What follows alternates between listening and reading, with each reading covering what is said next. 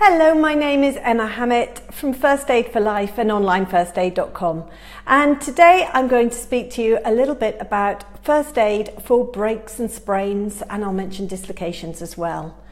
It's been on the news quite a lot recently that trampoline parks are more dangerous than just the usual trampolines you might have in your garden, and are resulting in a far higher number of breaks and sprains.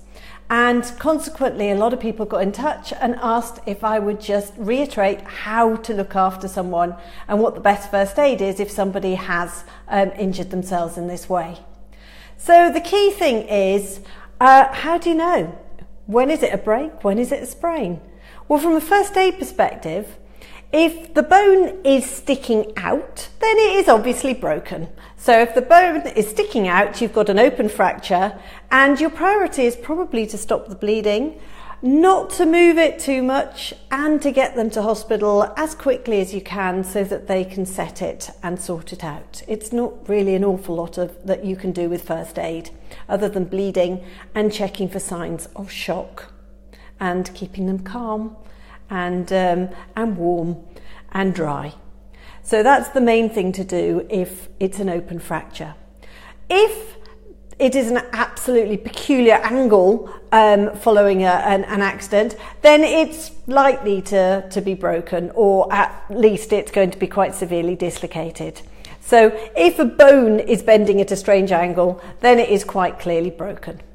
Again, there is nothing much you can do other than just check that there is some circulation. If there isn't any circulation to the end, if their fingers are getting very cold, if the injury is here and their fingers are very cold and is looking discoloured, then you need to treat that very seriously, because it means that the injury is actually affecting the blood supply. If you are quite some distance from help, if it's unlikely that an ambulance can get to you quickly, and if you feel confident repositioning the bone back to a neutral position, then do that.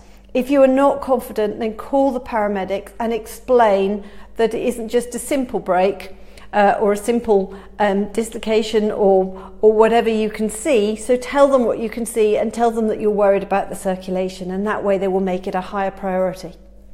So key thing is, you don't necessarily know it's broken unless it's an open fracture or unless it's at a very weird angle. If you don't know that it's broken, then what you're going to be doing is protecting the injury, resting it, applying a wrapped ice pack, some comfortable support. It used to say compression, but people were putting it on too tightly, so something to support it, and elevate it to reduce the swelling. And that's what you would be doing for the first sort of 12 to 24 hours. If you are doing and you're resting and you're applying your ice pack and you are seriously worried that it's more than a sprain or strain, then you do need to get to hospital to get an x-ray, because the only way to know for certain whether the injury is a break or a sprain or strain is to actually have it x-rayed. So your key thing is protect it, rest it, a wrapped ice pack. Make sure the ice pack is wrapped. You can get serious injuries from putting an ice pack straight onto your skin. Comfortable support or compression. And when you are putting on a bandage, so I was going to get one to show you, but when you're putting on a bandage, make sure you are squeezing the finger or the toe if you're putting it on a foot, to make sure that the blood supply comes straight back, so you haven't put it on too tight. And you put it over, and then you wrap round, and you wrap in a figure of 8, supporting it well and truly. And if it is the wrist you're supporting, you go from here to here. If it is the elbow, you go from here to here. You always go from the middle of the bone upwards, rather than just bandaging over the joint, because that way you're protecting it and you're not going to cut off the circulation. So that's the key bit if somebody has a suspected break or sprain. If it's a dislocation and it's seriously out of the socket, or it looks very wrong, please don't be tempted to put it back.